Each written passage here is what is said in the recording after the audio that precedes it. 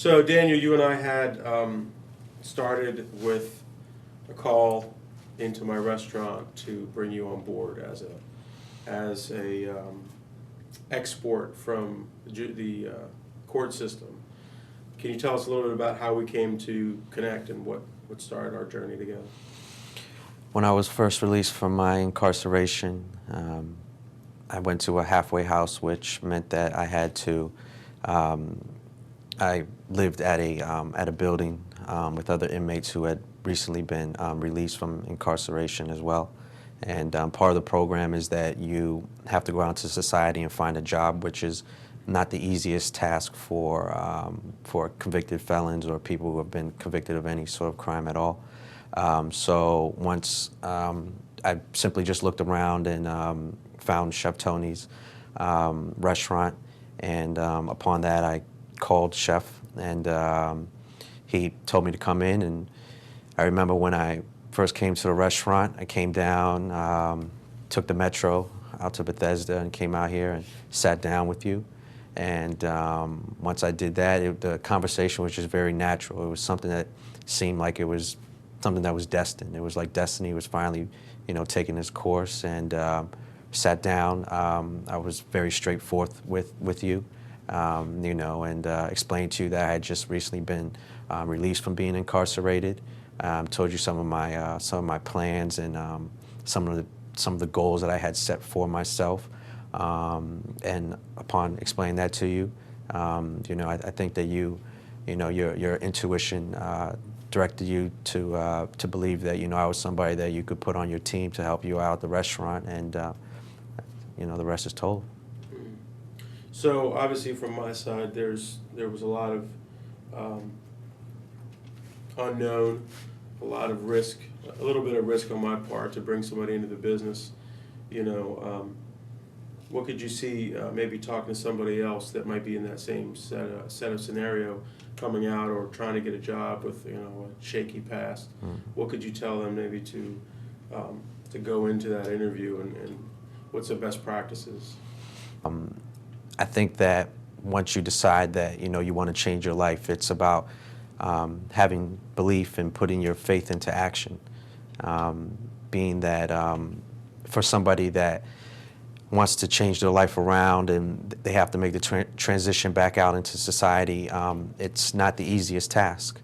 There's going to be a lot of hurdles that you have to overcome, and a lot of people and their understanding about life and the way that they look at you. You have to be able to deal with that.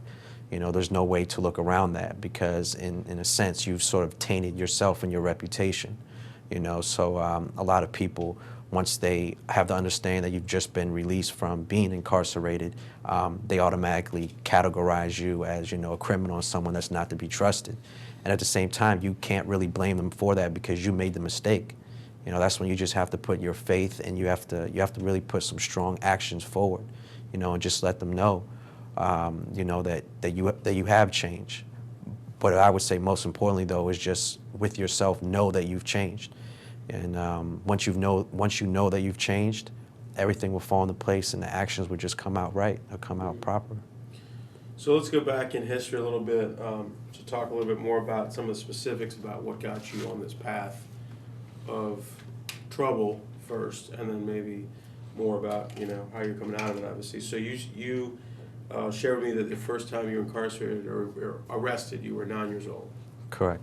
Well, if you look at my timeline of criminality, it did begin when I was 9 years old. I would say one of the main issues growing up that sort of made me adopt a mentality of getting into crime was my issue of being adopted. At a young age, it was an issue that I wasn't able to really respond to and or understand. I just knew that I was someone in this world that wasn't going to ever meet their real biological parents.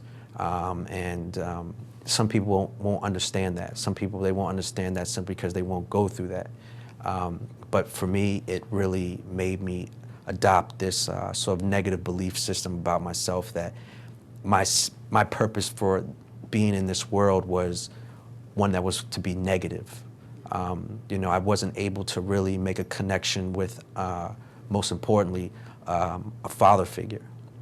And so it really made me have to look on my own at 9 years old when you're immature and you're really ignorant of the world. You don't really know what to choose. It started in school, and I was getting in trouble at school, getting kicked out of schools. And when I was 9 years old, I got arrested for a breaking and entering charge that involved 2 other girls in my neighborhood. And I speak about this in my writings, my book, which I plan to have published. I mean, the way it turned out, the person's house that we broke into, he was a rock collector and an older man whose life had sort of he felt was coming to an end, and he felt very lonely, and in some sort of odd way, by having a 8, 9, and 10-year-old break into his house was sort of brought some sort of excitement into his life. He felt like, hey, somebody's come into my life because nobody has been in my life. Unfortunately, the way things turned out with him was that he ended up committing suicide. I would find out later. But that was the first time that I got in trouble when I was 9 years old. And this sort of behavior continued up until I was about 23, 24 years old. And there was a lot of outside influences that were involved in my behavior, including alcohol, drugs, the picking the wrong sort of friends to be with. But yes, the first time was when I was 9 years old. So going back to that point, a little bit to understand the history or to understand the back story is essentially maybe not having that sense of safety at home, father figure, parents, you didn't know your biological parents. So you feel like maybe that was kind of acting out, obviously, because you couldn't answer that question. And maybe as time went on, you continued to just look for that some kind of solid background in maybe, bad friends that you were having, but some sort of like gang or background that, would give you something to support you. I feel that the reason why at such a young age I fell into this sort of rebellious attitude was simply displacement. I didn't know how to deal with my feelings, so I looked elsewhere to try to find where was it that I was able to fit in. And so for myself, being young and not having an understanding, I found that I fit in with those peer groups of mine that was similar, that didn't have families that were really together.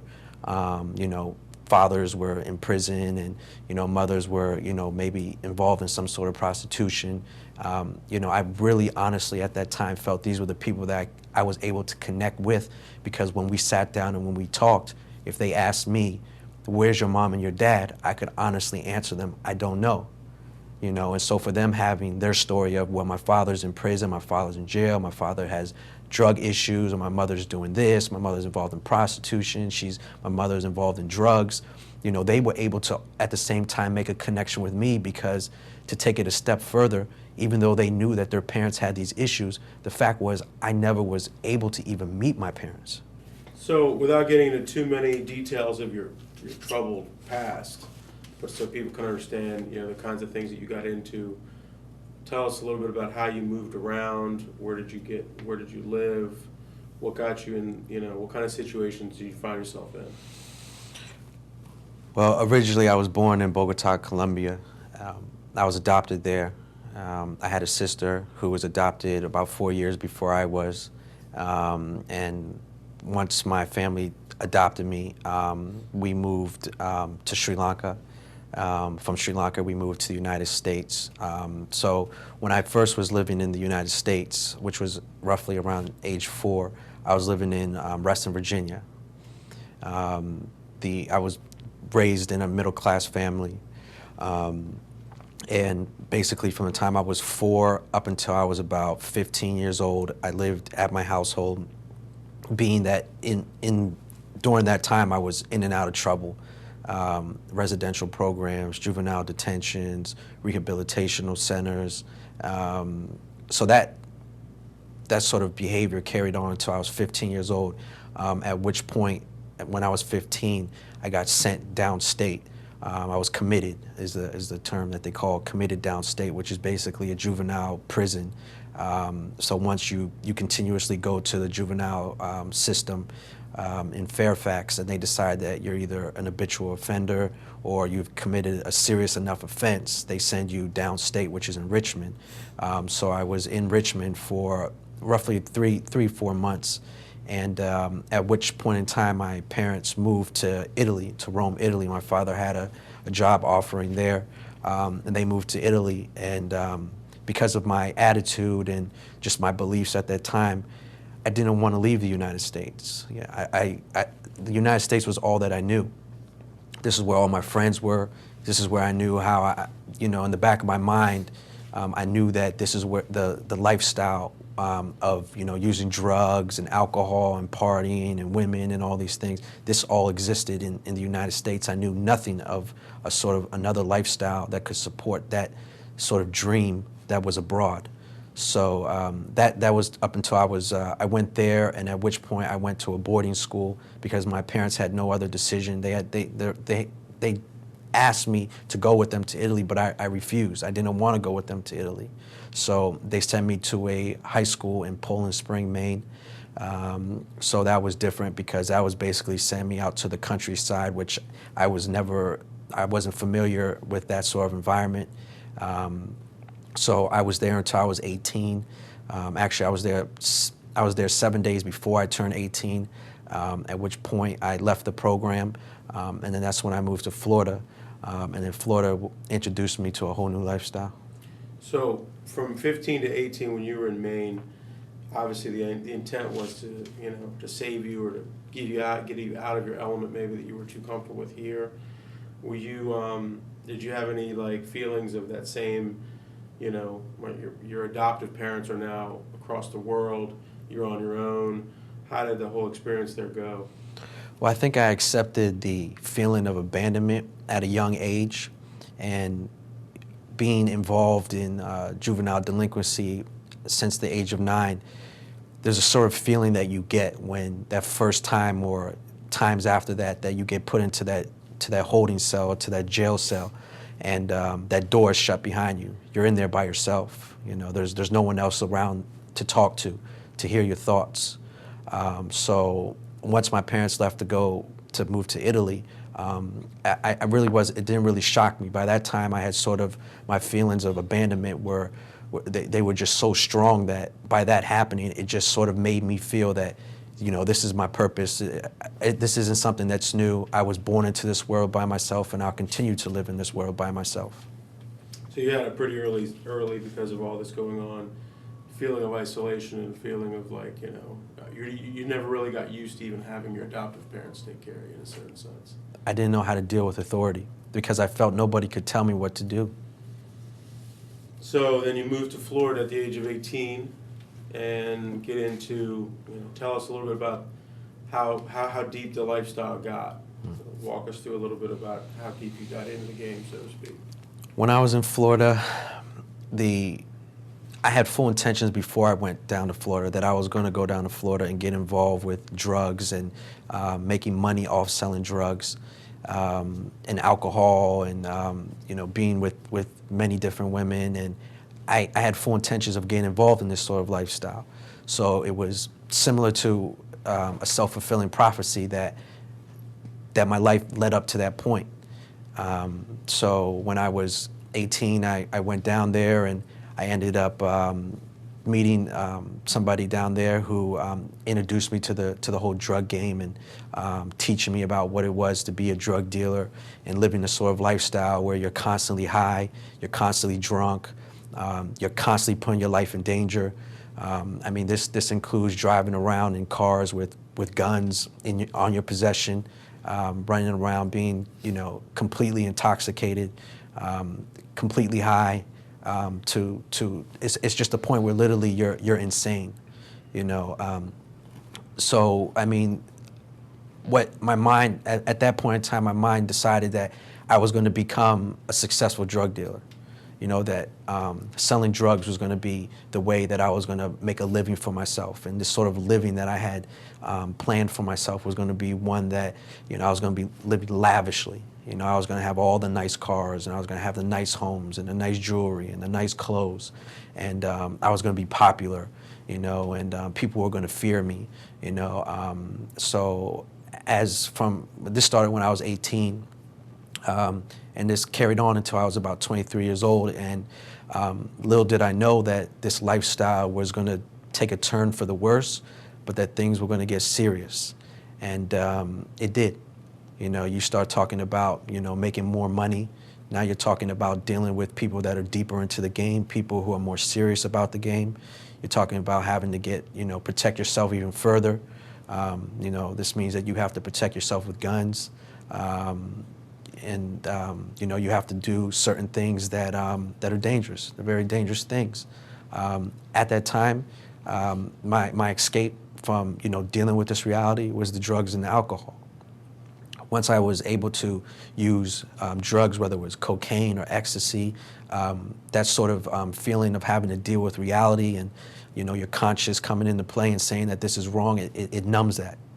Not only does it numb it, but it sort of it adulterates it and makes it you believe that you can get away with this, and that you're sort of the you're in this movie, and you're the star of this movie, and you don't really think about the consequences. You're just thinking about the instant gratification, because a lot of it comes with that sort of lifestyle.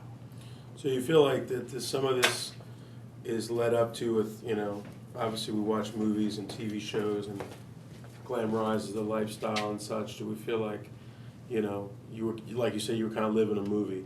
You were kind of almost like preloaded to kind of like see this as a potential successful ending that you live on to your senior years doing illegal drug dealing?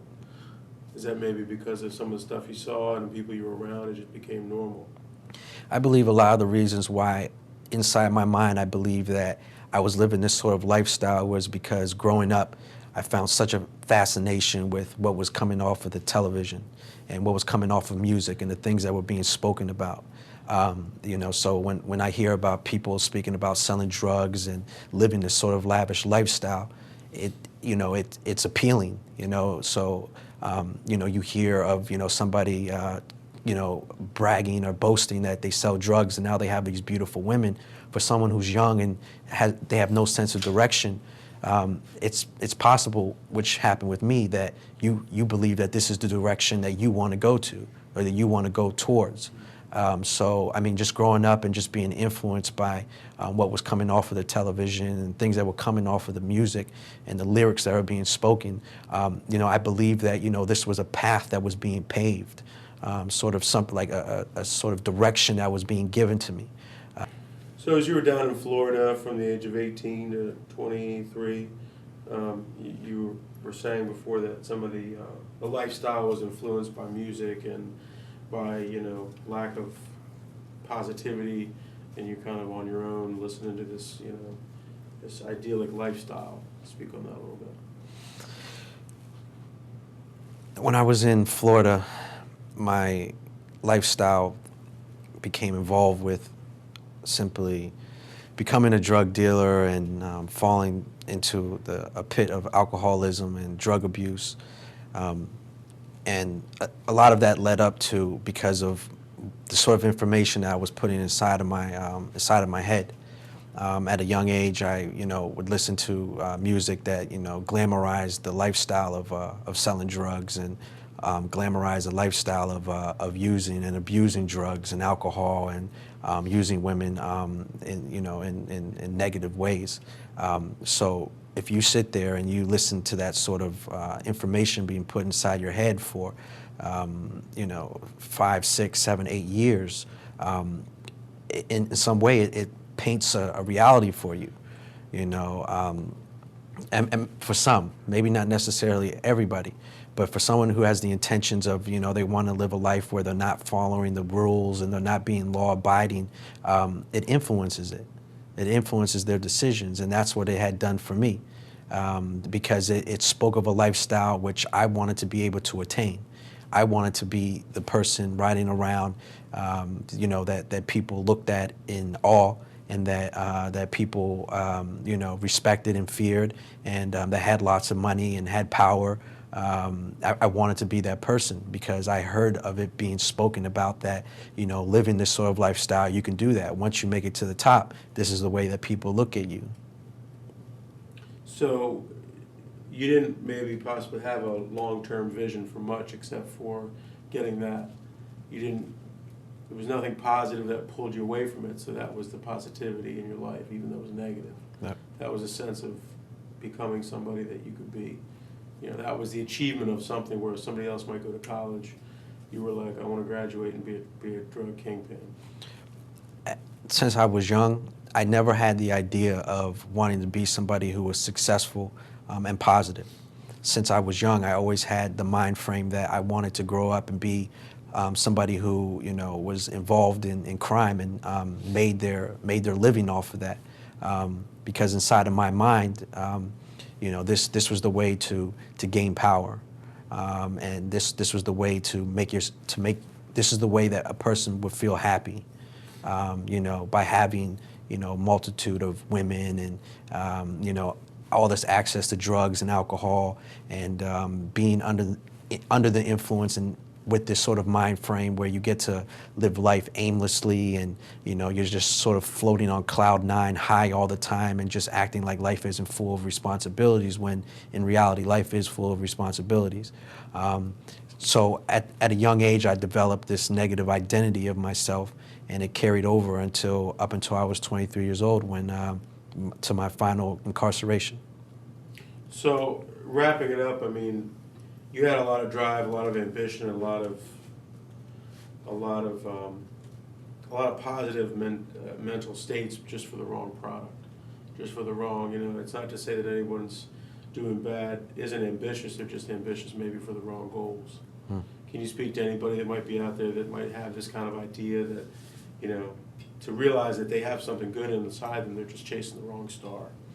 My advice would be for somebody who's out there in a life of alcoholism or using drugs, or in some way making money from crime, would be that it eventually it all comes out in the wash. You're living a lifestyle that eventually is going to catch up to you. And I understand that the lifestyle is hypnotizing and it's fun at the time, but hopefully once your mind matures and you have the understanding that what you're doing isn't right, you'll eventually figure out that you have to change your lifestyle. And changing your lifestyle, it's about changing your mind frame. You have to find some sort of belief system. You have to believe. For me, I had to start believing in God, because I looked everywhere else for the answer except for God. So for me, by getting into spirituality, it made me realize that, my purpose in life isn't to be living a life that's, involves drugs and alcohol and, living a life of criminality. It's not. My purpose in life is to be truthful and to do what's right. And so my advice for someone who's living this sort of lifestyle is really think about what you're doing, no matter what age it is that person is. If you could be 9 years old and you could just be beginning it, or you can be 35, 40 years old and been living it your whole lifestyle. My story is simply that I was involved in that sort of mentality and that lifestyle. And only by the grace of God am I still here to be able to explain my story. But there's people that that I associated with who are no longer here. And once again, the reason for that, I don't really know. Why is it that people that I've associated with are no longer here? All I can simply do is just continue to take steps forward and let people know, and just give them my advice that give up the lifestyle. It's going to catch up to you, and it's something that's not worth it.